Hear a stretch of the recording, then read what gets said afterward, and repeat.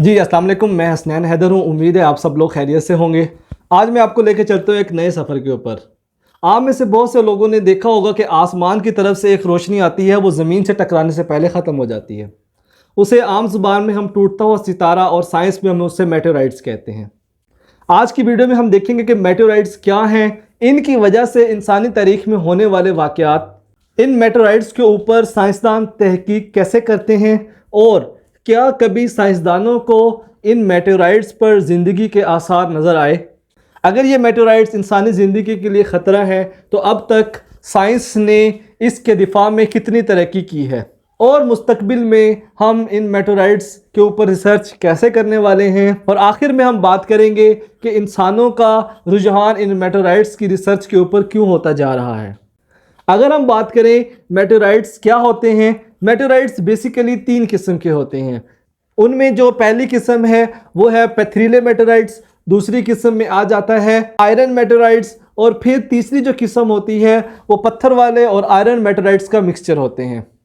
पथरीले मेटेओराइट्स basically select मादनियात पर मबनी होते हैं, जबकि आयरन मेटेओराइट्स के अंदर आयरन और निकल पाया जाता है।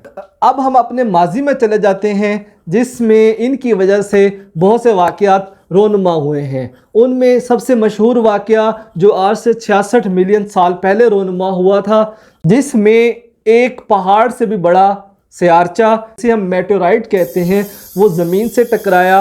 उसने डायनासोर्स की बका को ख़त्म कर दिया और जिस जगह वो मेटेओराइट्स टकराया उसे चेकशुलब के नाम से जाना जाता है।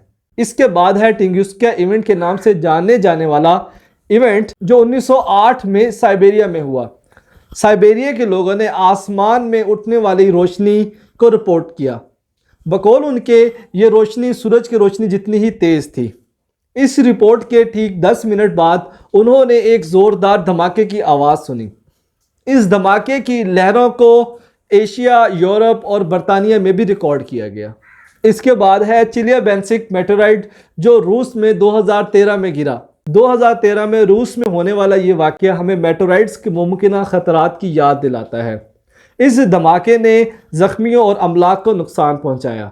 और 2023 हाल ही में होने वाली मेटेओराइट्स की बारिश, जिसे हम विक्टोरिया ऑस्ट्रेलिया के नाम से जानते हैं, इस बारिश ने हमें बहुत से मेटेओराइट्स के नमूने फराहम किए हैं। इन नमूनों में नायाब आइसोटोप्स मौजूद हैं जो इब्तदाई शमसी निज़ाम की हालत पर रोशनी डालता है। इसके अलावा वक्तन फवक्तन बहुत से मेटेओराइट्स हमारी ज़मीन पर गिरते रहते हैं। अब बात करते हैं कि इन मेटेओराइट्स की तहकीक कैसे की जाती है। इन मेटेओराइट्स की तहकीक के लिए साइंसदान जदीद आलात का इस्तेमाल करते हैं, जिनमें है मास स्पेक्ट्रोमेट्री और इलेक्ट्रॉन माइक्रोस्कोपी। ये तरीके मादनियात और कीमियाई साख्त की वजाहत करते हैं। साइंसदान मेटेओराइट्स की उम्र का तयन करने के लिए रेडियोमेट्रिक टेक्निक यूज़ करते हैं, जिसमें यूरेनियम और लेड का इस्तेमाल होता है। अगर हम बात करें क्या साइंसदानों को कभी इनके ऊपर ज़िंदगी के आसार नज़र आए, इसमें 2 मेटेओराइट्स बहुत अहम हैं। एक है राइगो और दूसरा है बिनो। जिस जापान की हायाबुसा 2 मशीन सियारचे राइगो से नमूने वापस लाई, इन नमूनों में पानी वाले मादनियात और हयातियाती कंपाउंड्स मिले। ये दरियाफ्तें ये जाहिर करती हैं कि मेटेओराइट्स ज़िंदगी की इब्तदा के लिए अहम हो सकते हैं। इसके अलावा नासा के ओ सीरीज़ RX मिशन ने सियारचे बिनो से नमूने वापस लाए।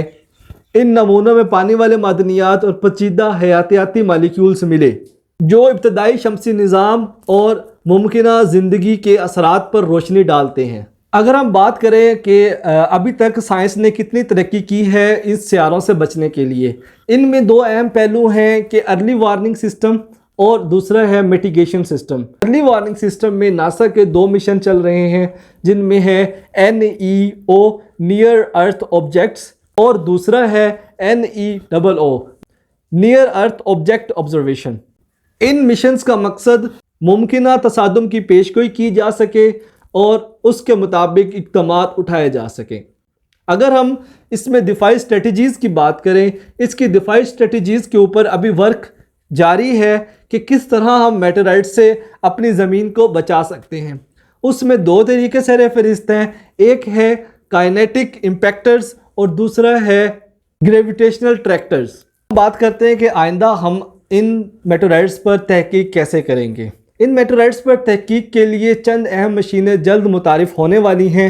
ان میں ہے ESA کی ہیرا مشین جو ڈیڈیمس کے بائنری سیارچہ نظام کی تحقیق کرے گی، اور ناسا کی سائٹ مشین جو ایک دھات پر مبنی میٹورائٹس کی تحقیق کرے گی۔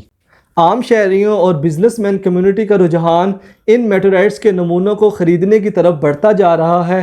اس کی بنیادی وجہ یہ بھی بتائی جا سکتی ہے کہ آنے والے دنوں میں لیڈ، گولڈ اور ڈائمنڈز کی جو مائننگ کی جائے گی وہ ان میٹورائٹس پر کی جائے گی۔ امید کرتا ہوں آپ کو یہ ویڈیو پسند آئی ہوگی۔ ملتے ہیں اگلے ویڈیو میں، تب تک کے لیے اللہ حافظ۔